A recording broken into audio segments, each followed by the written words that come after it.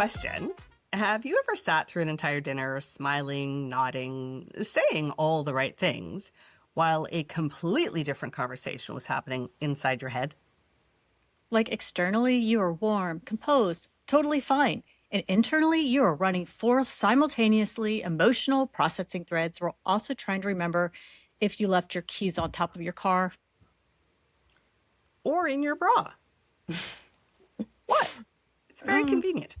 Sure. Today, we're putting ADHD masking under the microscope, why the ADHD brain learns to perform and what that performance actually costs, and what to do about it so the mask isn't the only thing holding you together at the end of the next family dinner. It's a good one. It's an all too familiar one. One dinner, one person, three completely different performances, and zero intermissions.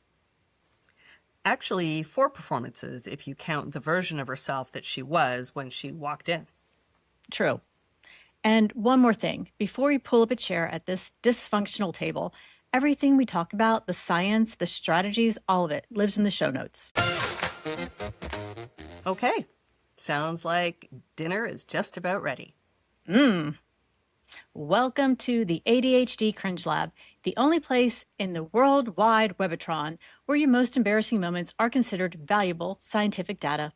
Every week, we take one cringy, chaotic, and completely relatable ADHD moment and we put it under the microscope. We act it out, we break down the neuroscience behind it, and we give you actual tools to handle it better next time. Because understanding why your brain does what it does, well, that's where the shame stops and the strategy starts. I'm Stephanie, and this is Faylene. We're two ADHD coaches who also happen to be living specimens. Very much in the data. I'm coming to you live from the U.S. Research Wing. And I'm joining you from the Canadian Research Wing. 2 labs. 1 mission. Open borders equal cringe. And absolutely no idea what actual time it is. And nobody stopped us. And keeping watch over the lab, as always, Our chief cringe officer, the ADHD Spaghetti Bear. Hey, Stephanie, is he wearing a mask? he's masking right now. Poor guy. You know that's a sleep mask with some goggly eyes on it. Okay, wait till he comes to Canada and you deal with him. Poor Spaghetti Bear. Okay, well, let's just grab our safety goggles and fidget spinners and... Let's start the experiment. Okay, but you know what we need to do first is take a reading of our current cringe climate. We absolutely do. We absolutely do. Right. Every episode, we take a quick reading of how ADHD life is treating us this week, this day, this hour. Think of it as our pre-experiment data collection. Yeah. Okay, so what do you have? Yeah. So my cringe this week is really about masking by some strange coincidence. I have spent a lot of time in corporate Canada and I mask a little bit there. And No. I started to realize I might be masking too hard when I was speaking to my son and he had done something and I was trying to bring it to his attention that there was, so I was parenting at him. And it really did come across like I was giving him a performance review that he really wasn't meeting his deliverables, and I was urging him to really focus on his core competencies. Oh, gosh. All right. Yeah. I think there's a lot more to that story. You may be right. Okay. Well, mine is just I have spent way too much when working on this doing dumb stuff like I have to have all of our names in bold. And instead of doing important things, like actual things, I am just stressing out that all of our names aren't in bold. And it's annoying me. And it's wasting my time. So that is my cringe. It's dumb, but it's annoying.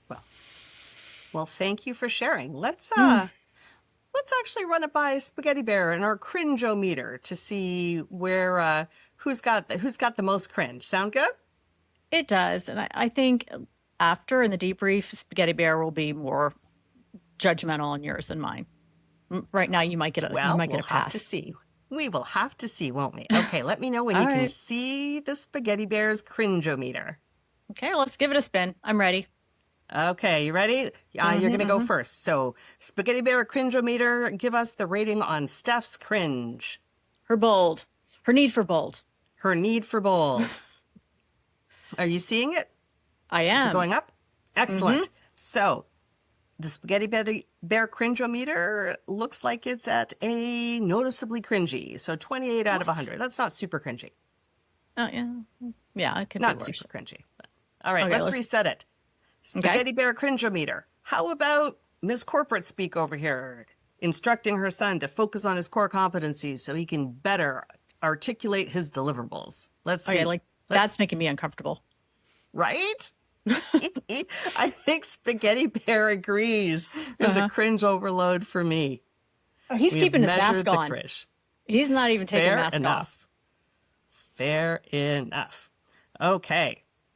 Let's go ahead and stop the share. Okay. Readings are high. I think it's time we got into the lab. Hi, Jordan. Oh, Jordan. You know, your sister and I have been together for so long. I feel like I've watched you grow up. And I just want what's best for you, you know? Oh, Dana, thank you. That means a lot. Hmm. So now your sister told me not to bring this up, but honestly, I think you're perfectly capable of speaking for yourself. So I just wanted to say, I think it's really brave, you know, your whole ADHD thing. Oh, thanks. I just think it's so interesting because honestly, I lose my keys constantly. I space out in meetings all the time. I wonder if sometimes I have it too. It's more common than people realize. Right. Right. So it's like kind of everyone's got a little bit of ADHD, don't they? Like we're all on the spectrum? Well, it's actually a formal neurological diagnosis with clinical criteria, but yes, people can have ADHD traits without actually have. Totally. Totally. So, hey, have you tried keeping a planner? Like I have this color coding system and it's amazing. I'm going to send you the template. It has genuinely changed my life. Oh, you're not dyslexic too, are you? Just kidding. Wow, that's really sweet of you, Dana. And I have to ask, did you get a second opinion? Because I read this article. Oh, actually, do you know what? I'm gonna go find it for you because it talks about how ADHD is like massively overdiagnosed, and anyone can just log into the computer and get a doc in a box to prescribe them Adderall. Actually, if you think about it, that's why there's a shortage. Junkies making meth labs, open borders. I'm sure it's not junkies that are creating the shortage. And actually, if I think about it, all I'm reading now is about women being diagnosed with ADHD. And women are really overdiagnosed. And frankly, I think they just need to get a handle on their hormones, right? Like, stop eating all those overprocessed foods with those added hormones. You can't really tell me that it's more stressful being a woman today than it was back in pioneer days. Now, I 100% have your back. Don't get me wrong. But really, you just need to educate yourself. There's a lot of misinformation out there, Jordan. Well, I worked with a specialist actually. It's a thorough process. Oh, totally. Yeah, no, I am not questioning your specialist. I just think we should all be our own advocates. Do you know what? I just remembered. I have this YouTube video that I really want to show you. There's this wellness practitioner, kind of a guru slash entrepreneur. Now, he's not really mainstream, but brilliant. He has a whole thing about 5G towers and ADHD rates. It really makes you think. Hang on a second. Let me just grab my phone. New arrival. Mask still on. Recalibrating. Oh, Jordan, how are you? I'm doing really well. In fact, I just got this new. You have been on my mind lately. How I worry about you. Do you know, life isn't just rainbows and unicorns. We all have our struggles. But I know you have a more difficult time than the rest of us, with your tender heart. So, I'm exhausted all the time. Never enough hours in the day for me to get the things I need to do done, and I forget things constantly, but I don't know, I just push through it. That's how I was raised. Now, I don't let the world get me down, and we both know that I've been through a lot. So, I don't blame anyone. Each person is responsible for their own happiness. It is a choice. Well, yes, you've always been a really strong personality. I mean, person. And frankly, there's something really powerful about not needing a label to explain yourself. Now, I am not dismissing your ADD or alphabet ADH, whatever it is they're calling it these days. I'm sure it feels real to you. I just find it empowering when you accept yourself as a whole person and you don't need to rely on a label to justify your shortcomings or so-called disabilities. So I find when I reframe my struggles as challenges instead of conditions or disorders, I perform so much better and I feel so much better psychologically. So I suggest you just embrace who you are. Stop explaining yourself away.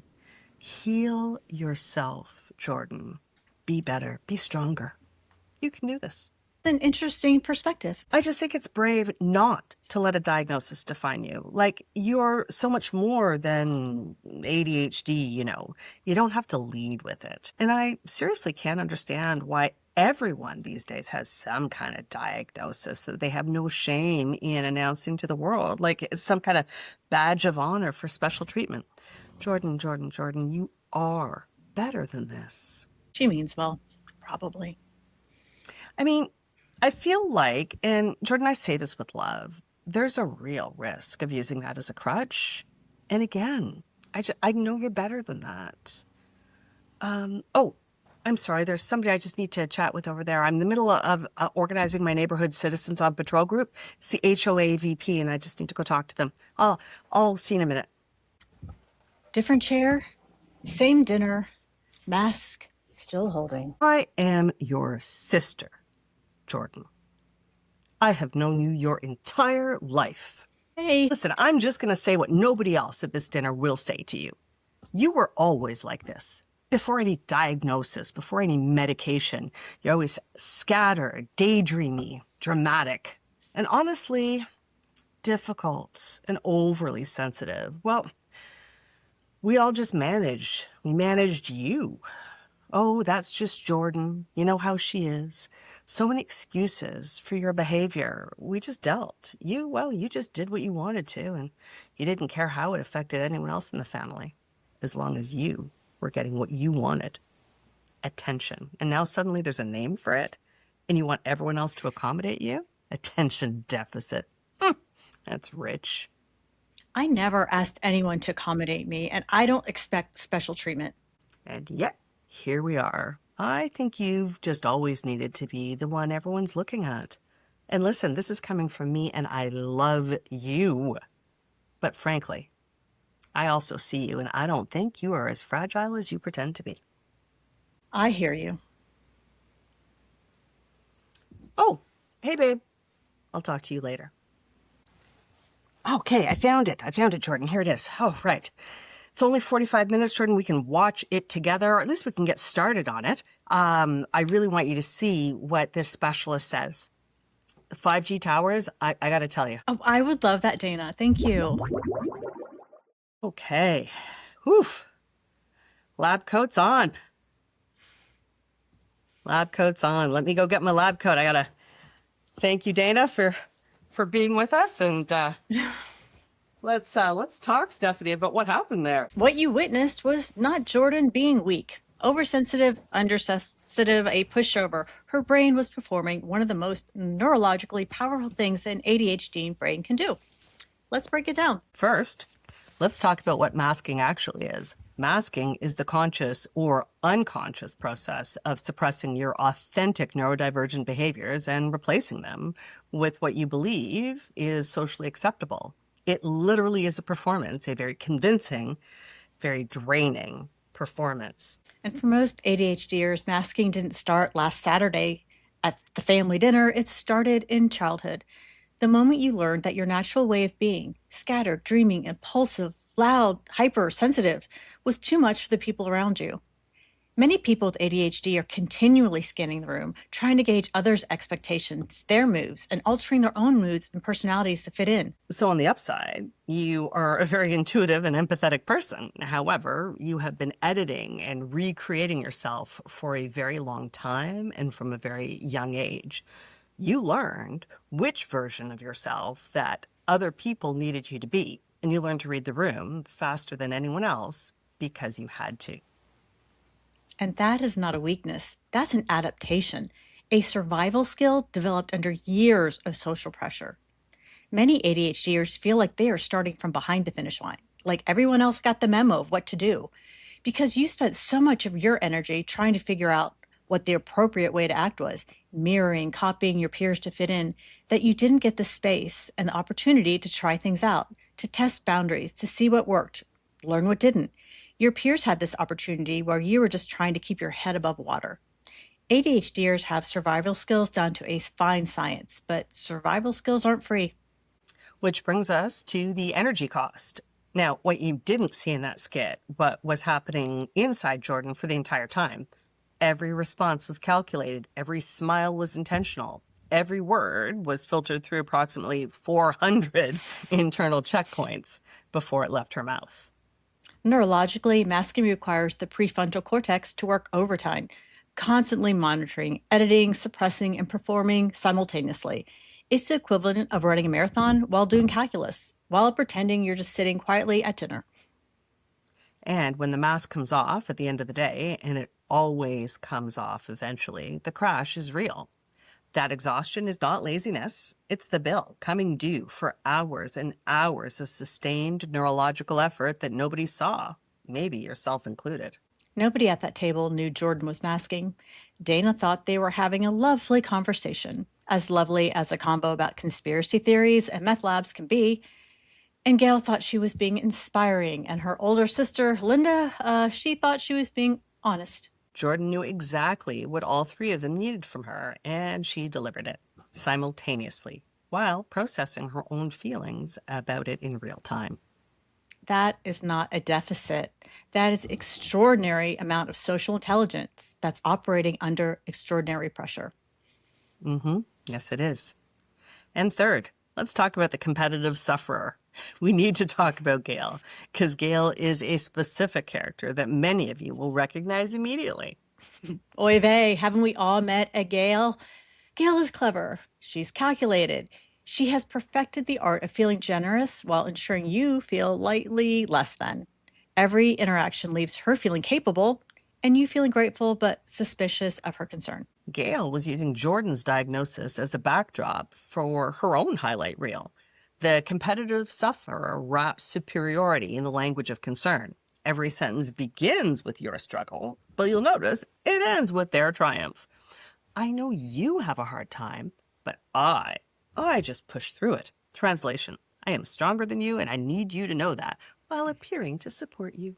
She gets a real boost from helping those she considers less fortunate. The key being less. She needs that contrast to exist, which means she needs you to stay exactly where you are. And in the ADHD community, we call this a struggle hijacker. Someone who takes your lived experience and redirects it back to themselves. Like in Gail's case, she does it with a smile and just enough warmth that you can't quite put your finger on why you feel worse after talking to her. Yeah. And the cruel irony is that Gail leaves every conversation feeling like she's inspired you and she gets a boost to her ego, while you leave feeling somehow smaller than when you arrived. And fourth, the family narrative. Linda is the hardest one because Linda isn't a family friend or a dinner guest. Linda is someone who's been writing Jordan's story since before Jordan could write it herself. Oh, that's just Jordan. You know how she is. That sentence, said 1,000 times before any diagnosis existed, that became part of Jordan's identity, whether she chose it or not. The family narrative is one of the heaviest things an ADHDer carries into adulthood because it predates the diagnosis. It predates the understanding. It was written by people who loved you but didn't have the language to understand you. And when someone like Linda says, I have known you your entire life, what she means is, My version of you is the correct one. And that diagnosis is a threat to the story she's been telling for decades. Which is why Jordan's "I hear you" is the most powerful moment in this entire skit.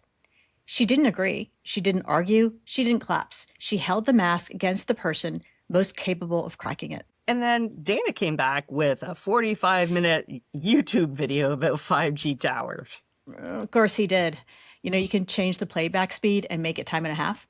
That is an ADHD favorite video watching time-saving hack. But the data does not rest, especially with Dana's never-ending rabbit hole of data. Oof. And not the fun, cute kind of rabbit hole either. Okay, so if you just watched that skit and you felt every single second of it coursing through your body. If you recognize Jordan's smile, if you smiled that same smile, then you know exactly what "I hear you" actually cost her to say. We see you, we are you. And before we talk about what to do about it, let's rest here for a moment. We are not just pausing to emphasize something important, we are also helping you learn a valuable skill. Learning to sit in the discomfort. Don't we all just want to do something, anything to make the feeling go away, like right this instant? Sit with the ick. Well, we should trademark that. Spaghetti Bear would be totally down for that. He lives in the ick. He thrives in the messy. I mean, come on, look at him. He literally lives in a bowl of pasta. But anyway, the science explains the exhaustion, but it doesn't hold the cue cards for you off stage when you're performing the same old skit for the 14th time. Your seamless and fluid character changes, unlike my less seamless and unfluid ones, they go unnoticed in the room or in the audience of your one-person play. Yeah, we all noticed those. Welcome to the validation station. So if you did see yourself in that skit, I want to tell you it resonated with me as well. I mean, all of the recalibrating, the smile that never wavers, the "I hear you" when what you actually wanted to say could fill a novel. Friend, you are not weak. And a PG rated novel, if we're being lenient here, maybe PG-13. But hey, you are not a pushover. You aren't fake. And you are not alone in the tiring, invisible work of making everyone around you comfortable while quietly managing your own nervous system. The masking started for a reason, and somewhere along the way, probably very early, you learned that your authentic self was too much, too scattered, too sensitive, too loud, too everything. Fill in your own to whatever it is for you right here. Right. So you built a version of yourself that fit, and then another version for a different person's set of expectations, and then another, until you had a whole wardrobe of selves that it became hard to remember which one of these versions was actually you. Can you imagine all that valuable closet space in your brain that all those wardrobe changes take up? And the loneliness of that, performing so well that nobody knows you're performing, is one of the most specific and least talked about experiences of having ADHD. Most of the people at that table weren't trying to hurt Jordan. Most of them genuinely thought they were helping. But good intentions don't cancel out impact. And the impact of sitting through that dinner, smiling, recalibrating, holding "I hear you" in your mouth, while internally another piece of you was silenced for another, is real and valid. And you've probably spent years being told that you're too sensitive, when actually you were just too exhausted from pretending not to be. And don't get me started on all the times I was told to pay attention when the truth was I was paying too much attention, just maybe on not the things that others expected me to be paying attention to. Right. And the basket protected you. It was smart, it was necessary, and it got you through a lot of dinners, meetings, and conversations that would have been so much harder without it. But you are allowed to put it down. Maybe you don't do it all at once, and maybe not necessarily at the very next family dinner, but slowly and carefully with people who have earned the right to be in a relationship with the real you. Yeah, because you're not too much. You've just been in rooms and sometimes with people that were too small for you. Time to take up space, be big, be bold, and remember, whatever awkwardness awaits. That's the cringe we're here for. So, lab coat's back on. I'm pretending, but I got it. We've witnessed the masking and we've explained the science and we sat with the ick. Trademark pending. Okay, right. Now let's talk about what to actually do about it. We got 4 protocols this week, one for every character at that dinner table. Right. Protocol 1, name the mask. Start identifying which version of yourself you're performing in any given situation. Give it an actual name. This is my family dinner self.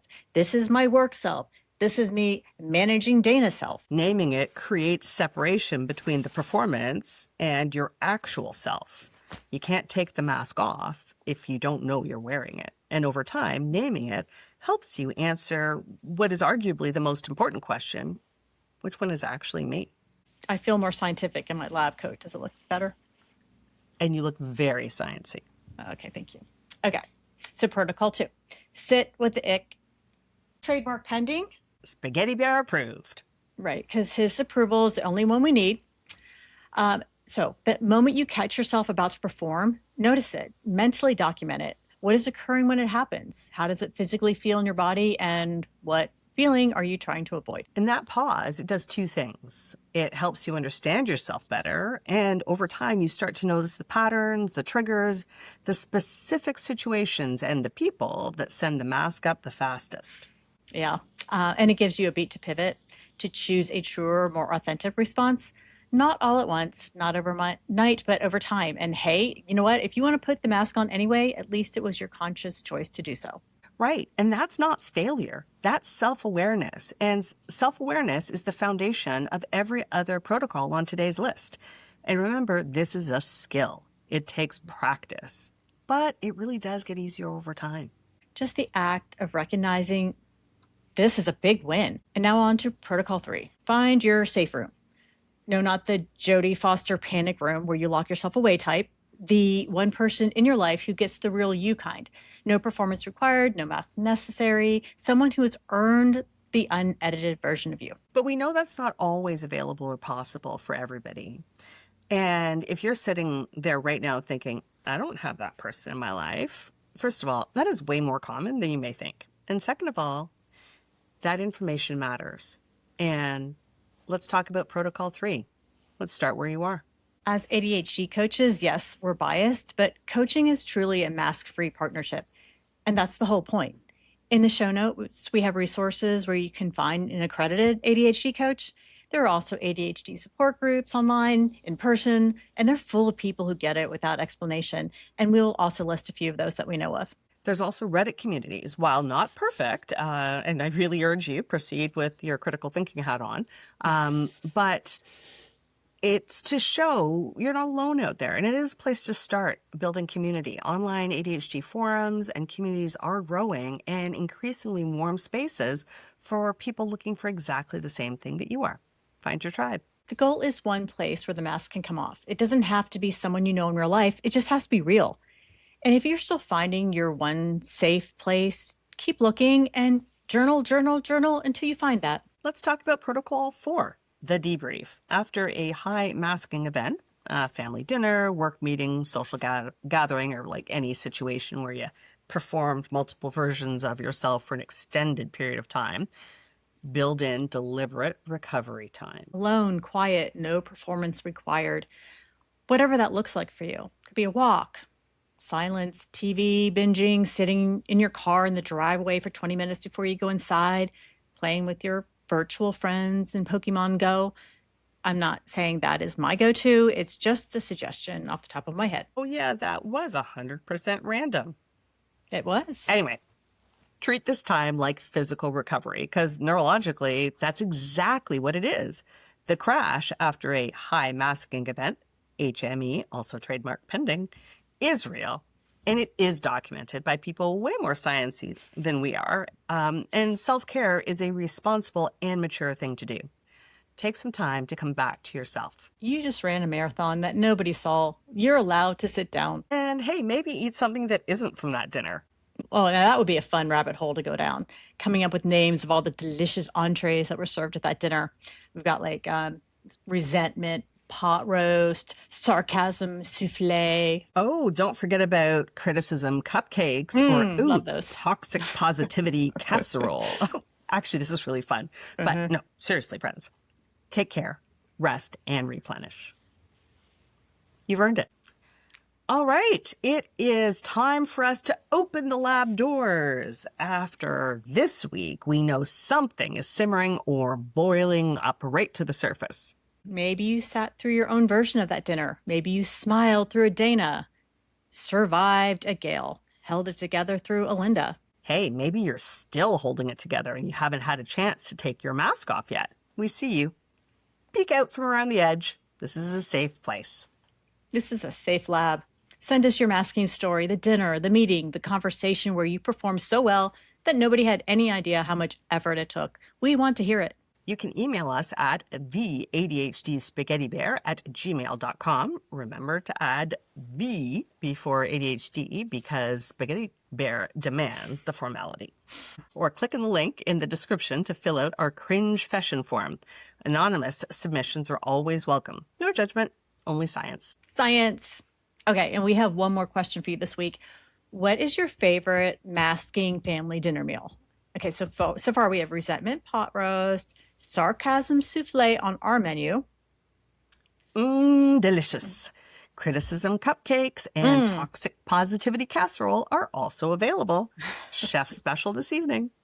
Yeah, drop your menu item in the comments or email it to the lab. We will absolutely be reading these out loud in a future episode. Your disaster could be our next experiment, and your dinner menu could be our next laugh. We want both. No judgment. Only science. Hey, before we conclude our experiment, quick reminder to like us. Yes. We need likes to fend off our RSD, our rejection sensitivity dysphoria. Yeah, we do. Find us everywhere you listen to podcasts and on YouTube. Follow along. We are just getting started. True. Okay, experiment concluded. Masking is real, it is neurological, and you are not fake for doing it. You are not weak. You are not a pushover. You are incredibly skilled at something that costs you more than anyone around you will ever know. And today you have 4 protocols to start shifting that. Protocol 1, name the mask. Which version of yourself are you performing right now? Protocol 2, sit with the ick, trademark pending. Notice it, document it, choose it consciously. Protocol 3, find your safe room. One mask-free place. Start where you are. Protocol 4, the debrief. After a high masking event, the HME, recover deliberately. You ran a marathon and nobody was cheering you on. Until next time, keep experimenting and try not to die of embarrassment. Jeez. We will get that right. We absolutely will.